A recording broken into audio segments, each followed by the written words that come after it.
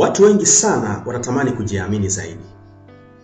Lakini jambo la kushangaza ni kwamba wengi hawajui kuwa kujiamini ni tabia na si kipaji. Tabia hujengwa kwa kurudia vitendo vidogo vidogo kila siku. Tatizo ni kwamba watu wengi hupotea kwenye mtego wa kujilinganisha maisha yao na ya wengine au kujikumbusha makosa ya zamani. Matokeo yake wanaogopa kujaribu, wanaahirisha mambo muhimu na wanajikuta wanaishi maisha ya chini kuliko uwezo wao wa kweli. Leo nataka kukuonyesha kuwa unaweza kubadilisha tabia hiyo kuanzia leo, kesho na kuendelea, na hivyo kuwa mtu anayejiamini na hivyo kufikia malengo yako. Sasa hebu tuingie moja kwa moja kwenye hatua hizi 7 rahisi ambazo mimi mwenyewe nimezitumia na ambazo zimewasaidia maelfu ya watu kwenye safari zao za kujijenga na kujiamini na hivyo kufikia malengo yao. Hatua ya kwanza ni hii: anza na ushindi mdogo. Kujiamini kunajengwa kwa ushindi na si lazima ushindi uwe mkubwa.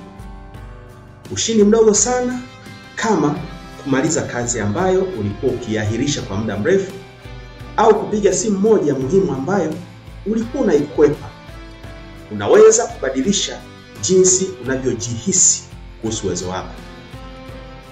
Hebu fikiria mfano huu. Fikiria mtu ambaye alikuwa anahofia kuanza kufanya mazoezi. Mtu huyu hakusubiri kwenda gym, hakusubiri vifaa wala motisha. Alianza kwa kutembea dakika 10 tu kila asubuhi. Ndani ya wiki 3, dakika 10 zikawa 20.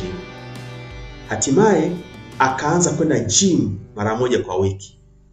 Kile alichoanza kama hatua ndogo kilimpa ushindi wa kila siku uliomjengea kujiamini na kufanya mambo makubwa zaidi. Kwa hiyo ushindi mdogo huongeza imani kubwa. Anza na kidogo unachoweza leo. Hatua ya pili ni hii: zungumza vizuri na nafsi yako. Kile unachojiambia kinaathiri kila kitu. Ukijisemea mimi siwezi, bongo wako unasema pia sawa, hatuwezi. Lakini ukijisemea ninaweza kujaribu, ninaendelea kuwa bora, unajiwekea mazingira ya kushinda. Tumia maneno haya kila asubuhi au unapokutana na hofu. Nina uwezo wa kujifunza, sitashindwa kabla ya kujaribu, leo natembea kwa ujasiri. Sauti unayoishi nayo kila siku ni yako, ifanye iwe rafiki yako. Hatua ya 3 ni hii: tumia lugha ya mwili ya mtu anayejiamini. Huwa anasema hivi: fake it until you become it. Hii ina nguvu kwa sababu mwili wako unaweza kubadilisha hisia zako. Simama wima, inua kichwa na ongea polepole lakini kwa uthabiti. Kwa mfano, kabla ya kuingia kwenye mahojiano, jaribu kusimama kwa dakika 1 kama mshindi, mabega juu, upumuaji wa kina. Hii itapunguza mfadhaiko na kuongeza kujiamini kwa kiwango kikubwa. Mwili wako ni chombo kinachoweza kuunda nafsi yako. Hatua ya 4 ni hii: fanya kitu kinachokutisha kidogo. Kujiamini hukua unapochukua hatua ndogo nje ya eneo lako la faraja. Chukua hatua ndogo. Kwa mfano, kuna dada mmoja aliniambia kwamba anaogopa kuongea mbele ya watu. Badala ya kumwambia aende akahubiri kwa watu 500, nilimwambia anza na watu 2 tu. Alifanya mara kadhaa, akaongea na watu 3, kisha 4, na leo anatoa semina ndogo ndogo kwenye jamii yake.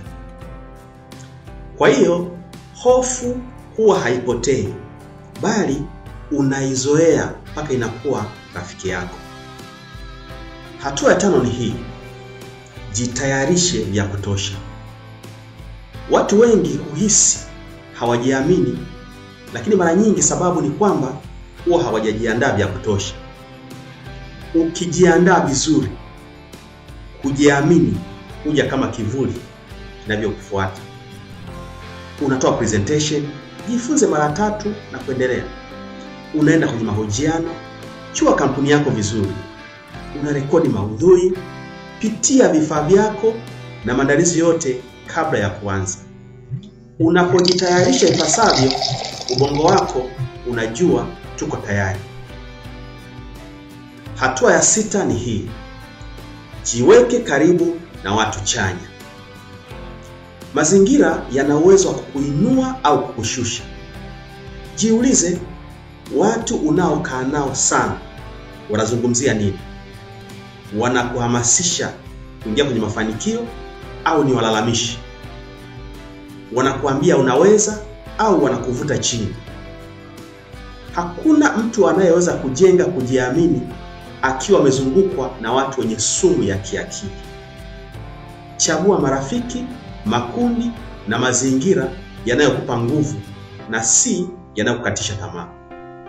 Hatua ya 7 ni hii: furahia mafanikio yako hata kama ni madogo. Hii ni hatua ambayo watu wengi huwa wanaiacha, lakini ni hatua yenye nguvu zaidi. Kila jioni andika au sema kwa sauti mambo 3 tu uliofanikiwa kuyafanya kwa siku hiyo, hata kama ni madogo. Kwa mfano, leo niliamka mapema. Niliwasiliana na mteja mmoja. Niliendelea na mpango wangu kwa dakika 15. Kila unapokiri mafanikio yako, unajipa ushahidi kuwa unapiga hatua. Hapo ndipo kujiamini kunajijenga bila hata wewe kutambua. Hizi ndizo hatua 7 rahisi unazoweza kuzitumia ili kujenga uwezo wako wa kujiamini. Sasa niambie, ni hatua ipi unaanza nayo leo? Andika hapa chini na mimi nitakufuatilia ili tuendelee kujifunza zaidi. Na kama unataka video zaidi kama hii za maendeleo binafsi, ujasiri, mafanikio na kujijenga, hakikisha unabofya subscribe na kuwasha kengele. Tukutane kwenye video inayofuata.